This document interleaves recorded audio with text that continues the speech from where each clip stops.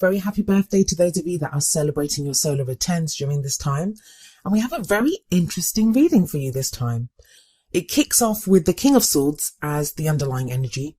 This can be your energy or the energy of someone that you're dealing with. Now, if it's someone else, it's someone that's very crucial to your love life, someone that's very important.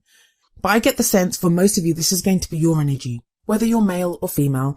The King of Swords, like the other court cards in the Suit of Swords, is all about the truth. So this, I feel, is telling me that Aries, you're getting very real about your love life right now. What's actually happening there? Like you're maybe even analysing it from a very logical place. Swords are all about our thoughts, our beliefs, and how we communicate them. And the King of Swords, he has mastery over these. He's very intelligent. He's very good at debating. He's very good at communicating what he knows. And what he knows, it comes from the truth. Now, that all sounds great, but he can come across as emotionally detached at times because he's so much in his head. He's all about that, higher cerebral thinking. He can appear to be detached from his emotions. Now, he has emotions. Everyone has emotions, but they don't always come across. So I would say to you, if you're dealing with other people at this time, be sure that you're not coming across as cold or detached. You may not mean to come across that way, but you may do. Like I said, this could be someone that you're dealing with, that they could be coming across as cold, but they don't mean to be. They're just analysing a situation or trying to get to the truth of the situation. At the heart of your reading, which is what everything kind of revolves around, we have the Six of Wands. And the Six of Wands talks about a victory. It talks about success. It talks about being recognised for the hard work that you've done and the achievements that you've made. So I feel like a lot of you have made achievements in your love life. Now, when you say that, most people automatically go to, but I don't have a successful relationship, or, I've just broken up with someone. If you're getting over a relationship, that's a success. Like, you've put in work to get over that. That's not easy to get over something. If you've been trying to fix your relationship, if you've been even just like maintaining hope that you're going to meet someone. The Six of Wands, to me, it's like pride in what you've done. So you can be proud of how you've been in your love life, the way you've been behaving in your love life. And I feel like you are trying to get to the truth of this, because we have the King of Swords obviously coming up before this. Now, this is where it gets interesting with the past, present, and the future cards. So in the past, we have the Nine of Cups, and the Nine of Cups it's the wish card. So it's all about wish fulfillment, getting that which your heart desires. It's a manifestation card. So some of you will have been trying to manifest a relationship, whether consciously or unconsciously. We're always manifesting, but you've been trying to manifest the kind of love life that you want. And that's where I think the King of Swords comes into this. I feel like you've been doing a good job. Nine of Cups is all about emotionally getting in touch with that which makes us happy. So on an emotional level, yes, you've probably done that. You've gotten in touch with, what you don't want. You know what you do want, what makes you happy at this time in your love life, or what would make you happy in your love life. It may even refer to a time when you were happy. You thought you had what you wished for. But there's a change in this because you have the Lovers coming up in the present, and the energy that comes up in the present, that's the main energy for this period. And the Lovers talks about a choice that needs to be made, often seen as like a choice between the head and the heart. So what this is telling me so far is that you've made some good progress in your love life, Aries. You've really gotten in touch with like what your heart's desire is. And I know that sounds obvious, like it kind of seems like everyone would know what they want in their love life, but you'd be amazed at how many people, they don't have a clue. They don't know what they want. Or they think they want something and then they get it and they're like, I'm not sure if I want to be with a person like that. Or, it's more about if they come from a place of insecurity, it can be sometimes we can just take anyone that, that will have us because we come from a place of insecurity. You're not getting that. You're getting energies of having a sense of pride in yourself, knowing what your self-worth is. And it's no surprise, we're in Aries season, we're in your season. And the whole of Aries season is about who we are, what our identity is. I talk about this at length in the Aries season guidance reading, so please have a look at those if you haven't done so already. But this kind of sense of self-worth, it's led you to know what you want, like what it is that you deserve now in your love life. That's that Nine of Cups. But this is now leaving you in a place where I feel like in the beginning of April, first half of April, you're going to have to make a choice about which direction to go in, what it is that you want. Some of you may have to choose between two people. Some of you may have to decide like if you want to remain in a relationship or not in a relationship. it feels like whatever you've been trying to manifest, you're becoming clearer on that. And it's led you to this place of now you're going to have options. Now you're going to have choices. And you become very clear on those choices, or, you know, what it is that you want during this first half of April. Now you have that King of Swords sitting above the Lovers. In fact, if you look at this, it's almost as if that warrior or gladiator or whatever he is, he's lifting her up and she's looking up at that King of Swords. He would represent the truth here. He would represent the mind, like what we think, what is logical in this situation. So maybe that's the next progression in your manifestation, is to go from from an emotional level what you want. Now it's from a mental level, like, you know, what is right in this situation? What is the truth in this situation? You're the first reading that I'm doing, but overall, even like in the client readings that I've been doing, that is the energy of this beginning of April. It feels like the energies have shifted again. There's still energies of transformation and change, but it's kind of more in our hands. And what I mean by that is that there can be change around us. There can be a change in the universal energies and the energies that, you know, other people emit and what we're experiencing. But at some point, we have to start deciding what we want to do with those energies. And it feels like we're getting clear on that in this first half of April. And you kind of very literally are with the Lovers card representing this choice. Well, where does that lead you? Well, we have the Magician coming up next. And if the Nine of Cups is a manifestation card, well, the Magician is an even bigger manifestation card than that. This is about being able to create exactly what you want. The Magician is an alchemist. He can create anything that he wants. And it is getting your heart's desire. It's getting exactly what you want. So, but that choice now with the Lovers, that is what's going to clarify things. That's what's going to push your manifestation or whatever it is you're trying to make of your love life. So people don't like manifestation. They're like, you know, they don't believe in manifestation.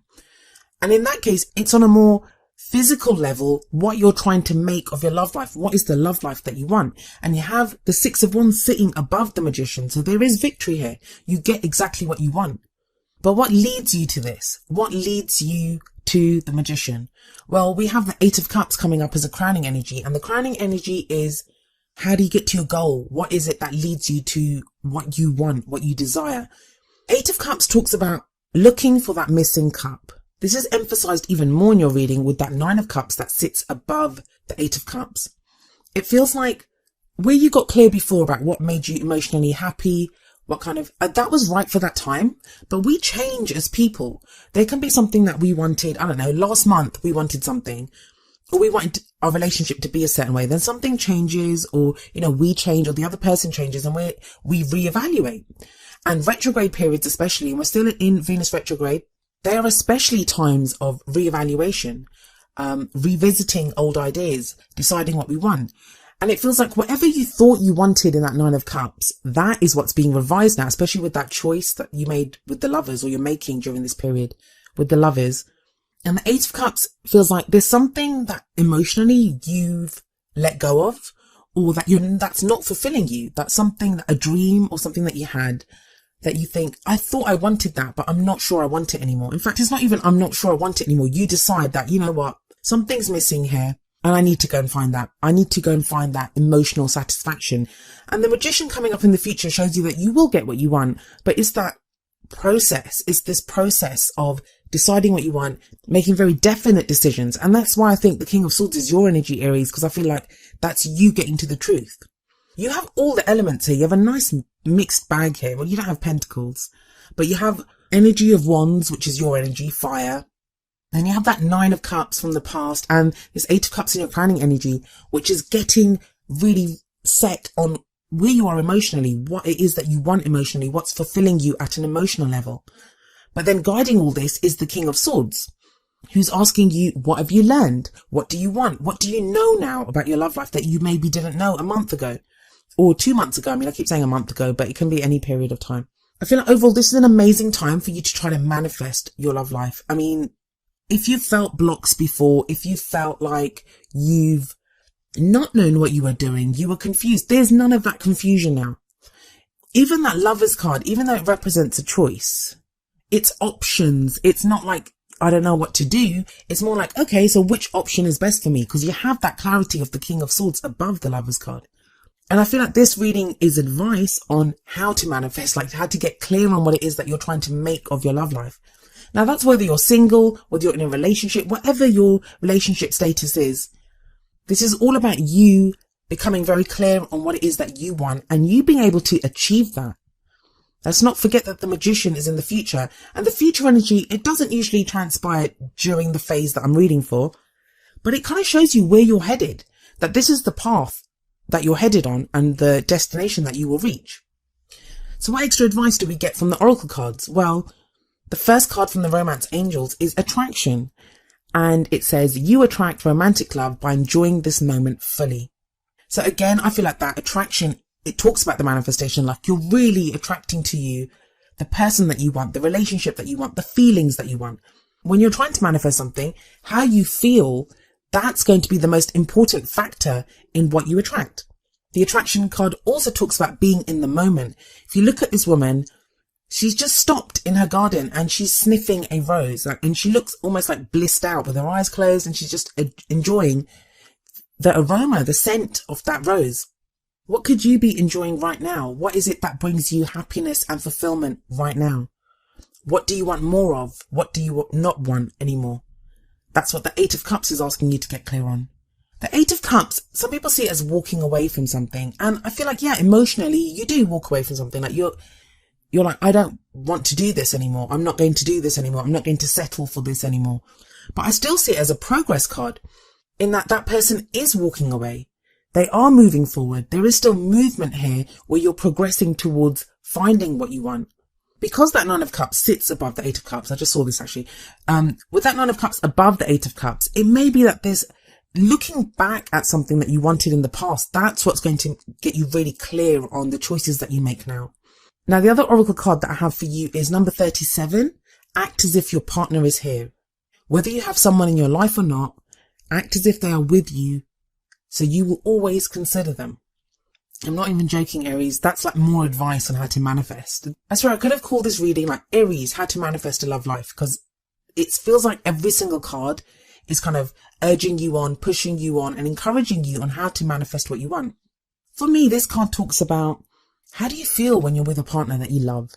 Whether you're in a relationship, like if you're in a relationship, what are your happiest moments? How did you feel when you really connected with each other?